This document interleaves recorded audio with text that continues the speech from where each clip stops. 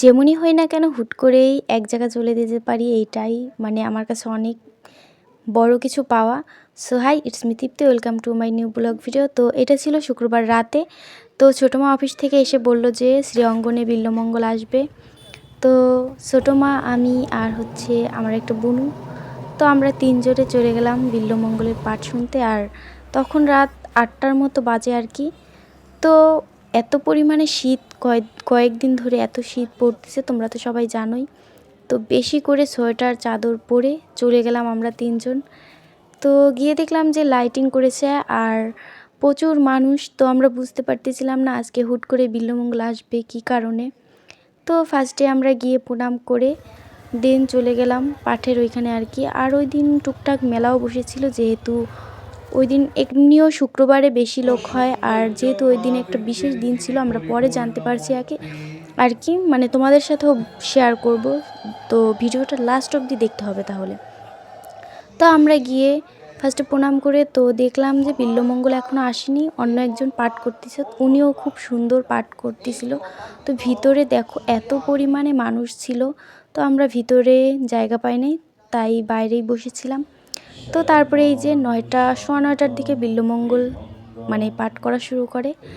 তো তারপর আমরা বিল্লমঙ্গলের পাঠ শুনতেছিলাম। তো 1 ঘন্টার মতো পাঠ করছিল।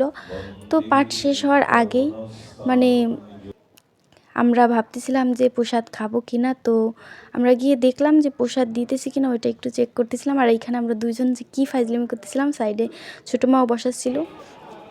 আর বিশেষ একটার মানে মানে নামটা আমি ভুলে গিয়েছি, মানে এই যে এনার স্থাপিতর কারণেই ওই দিন পাঠ হয়েছিল আর কি। মানে আমি ওই ছবিটা যদি তুলে আনতে পারতাম, মানে একটা চার্ট ছিল, ওটার মধ্যে ডিটেলসে সব লেখা ছিল। তো ওটা দর্শন করে তো আমরা চলে গেলাম খিচুড়ি প্রসাদ খেতে। আর প্রসাদটা এত সুন্দর ছিল, মানে এত ভালো ছিল খেতে।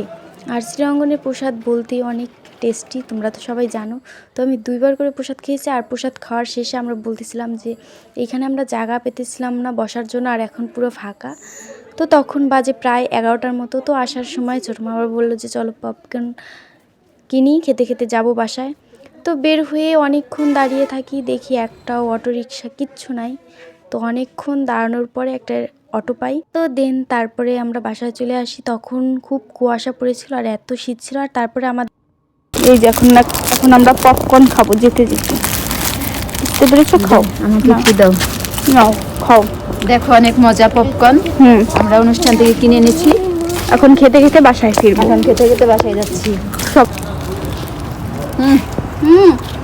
ভালোবাসা।